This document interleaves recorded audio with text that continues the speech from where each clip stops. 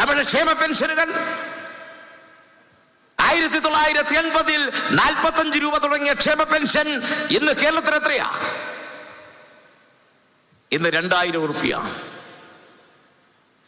UDF കാലത്ത് ക്ഷേമ pension വർദ്ധിപ്പിച്ച എത്രയാ? വട്ടപൂജ്യം. നിങ്ങൾ കുടിശ്ശിയാക്കി എത്ര? ആന്റണിയുടെ കാലത്ത് 500 രൂപ. അത് കൊടുക്കാതെ ആന്റണി 28 മാസം കുടിശ്ശിയാക്കി. ഉമ്മൻചാണ്ടിയുടെ കാലത്ത് 500 രൂപ കുടിശ്ശിയാക്കിയത് 18 മാസം. ഇടതുപക്ഷ ജനാധിപത്യ മുന്നണി അധികാരത്തിൽ വന്നു 2016-ൽ. ആ 18 മാസത്തെ കുടിശ്ശിക കൊടുത്തു തീർക്കുക മാത്രമല്ല, ആ ക്ഷേമ പെൻഷന്റെ വിഹിതം വർദ്ധിപ്പിച്ചു. അതിരട്ടിയാക്കി 1600 ആക്കി. എല്ലാ മാസവും കൊടുത്തു തീർക്കുന്ന നടപടി സ്വീകരിച്ചു. രാജ്യത്ത് ഏതെങ്കിലും പ്രദേശത്ത് ഇതേപോലെ പെൻഷൻ കൊടുക്കുന്നുണ്ടോ? നിങ്ങളുടെ കാലത്ത് 29 ലക്ഷം ആളുകൾക്കാണ് പെൻഷൻ കൊടുത്തതെങ്കിൽ LDF കഴിഞ്ഞ 10 വർഷം ആ പെൻഷൻ കൊടുക്കുന്ന ആളുകളുടെ എണ്ണം 62 ലക്ഷമാക്കി വർദ്ധിപ്പിച്ചു. നിങ്ങൾ 9000 കോടിയാണ് 5 വർഷം കൊണ്ട് കൊടുത്തതെങ്കിൽ ഇടതുപക്ഷ ജനാധിപത്യ മുന്നണി കഴിഞ്ഞ 10 വർഷം കൊണ്ട് പെൻഷൻ കൊടുത്തത് 82,500 കോടിയാണ്. UDF പറയുന്നത് LDF ഖജാനയിൽ പൂച്ച പെറ്റ് കിടക്കുകയാണ്. ആ പെറ്റ് കിടക്കുന്ന സ്ഥലത്തു നിന്നാണ് ഈ പൈസ എടുത്തു കൊടുക്കുന്നത്. 82,500 കോടി VD സതീശൻ.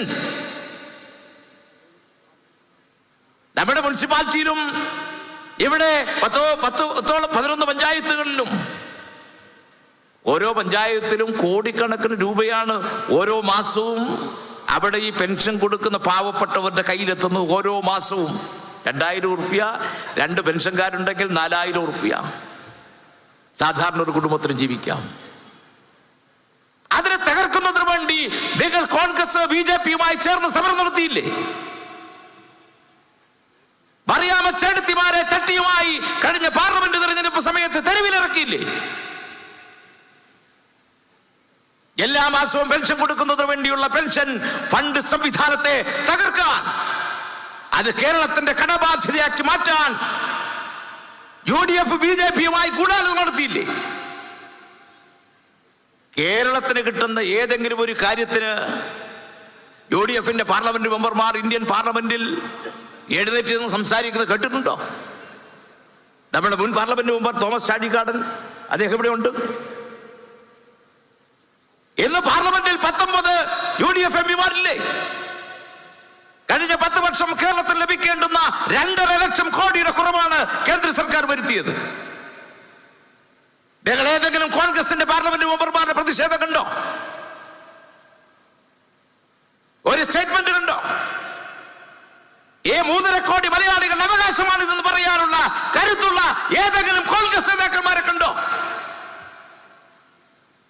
ഇവരാർക്ക് വേണ്ടിയാണ് പ്രവർത്തിക്കുന്നത്? കേന്ദ്ര ബജറ്റ് ഇപ്പൊ വന്നു. കേരളം 39 ആവശ്യങ്ങൾ പറഞ്ഞു. 39. ഏതെങ്കിലും ഒരെണ്ണം പരിഗണിച്ചോ? ഏതെങ്കിലും ഒരെണ്ണം? ആരോഗ്യ മേഖലയിൽ 1ാം സ്ഥാനത്തുള്ള കേരളത്തിന് എന്തുകൊണ്ടാണ് കേന്ദ്ര ഗവൺമെന്റ് എയിംസ് നിഷേധിക്കുന്നതെന്ന് ചോദിക്കാൻ ഈ 19 കോൺഗ്രസ് MPമാരിൽ ആരെങ്കിലും ഉണ്ടായോ? ഇന്ത്യയിലെ എല്ലാ സംസ്ഥാനങ്ങൾക്കും കൊടുത്തില്ലേ? നമുക്ക് അവകാശപ്പെട്ടതല്ലേ? ചില സംസ്ഥാനങ്ങൾക്ക് 1-ലധികം എയിംസ് കൊടുത്തില്ലേ? നമ്മൾ 4 സ്ഥലം കാണിച്ചു. അന്തിമമായി കോഴിക്കോട് കിനാലൂരിൽ സ്ഥലമെടുത്തു കൊടുത്തു. നമുക്ക് നിഷേധിച്ചു. റെയിൽവേ പദ്ധതി, ശബരി അങ്കമാലി പദ്ധതി, നാളിതുവരെ അതിന് പണം അനുവദിച്ചോ? നിങ്ങൾ പറഞ്ഞു റെയിൽവേ പദ്ധതിക്ക് 50% പണം കേരളം തരണം. രാജ്യത്ത് ഏതെങ്കിലും ഒരു സംസ്ഥാനത്തിന് അതിലൂടെ കടന്നു പോകുന്ന റെയിൽവേ ലൈന് പണം കൊടുക്കേണ്ടി വന്നിട്ടുണ്ടോ? ആരോടെങ്കിലും കേന്ദ്ര ഗവൺമെന്റ് ചോദിച്ചിട്ടുണ്ടോ? കേരളം പകുതി പണം കൊടുക്കണം. അത് നാഷണൽ ഹൈവേ ആയാലും ഇന്ത്യൻ റെയിൽവേ ആയാലും കേരളം പണം കൊടുക്കണം. ഇതുവഴി വേണമെങ്കിൽ അതും സംബന്ധിച്ചില്ലേ? 50% പണം 1750 കോടി രൂപ കേരളം കൊടുക്കാമെന്ന് സമ്മതിച്ചില്ലേ? എന്നിട്ടും പദ്ധതി പ്രഖ്യാപിച്ചോ? കഞ്ചിക്കോട് കോച്ച് ഫാക്ടറിക്ക് പാലക്കാട് സ്ഥലം ഏറ്റെടുത്ത് കൊടുത്തില്ലേ? അത് യാഥാർത്ഥ്യമാക്കിയോ നാളിതുവരെ? ഞാൻ ഓരോന്നും എടുത്തു പറയുന്നില്ല. അതിവേഗ റെയിൽവേ, നിരവധി പദ്ധതികൾ കേരളം കേന്ദ്ര സർക്കാരിന് മുമ്പിൽ വെച്ചു. കേരളത്തിലുള്ള പാർലമെന്റ് മെമ്പർമാരുടെ യോഗം വിളിച്ചു കൂട്ടി ബഹുമാനപ്പെട്ട മുഖ്യമന്ത്രി അവരോട് പറഞ്ഞു, കേരളത്തിന് വേണ്ടി നിങ്ങൾ കേന്ദ്ര സർക്കാരിനോട് വാദിക്കണം. ബഡ്ജറ്റ് വന്നപ്പോ നമുക്ക് കിട്ടിയതോ? സാധാരണ സ്കൂളിലൊക്കെ പോകുമ്പോൾ പറയും ആനമുട്ട കിട്ടി, പക്ഷെ ഇപ്പൊ ആമമുട്ടയാണ്.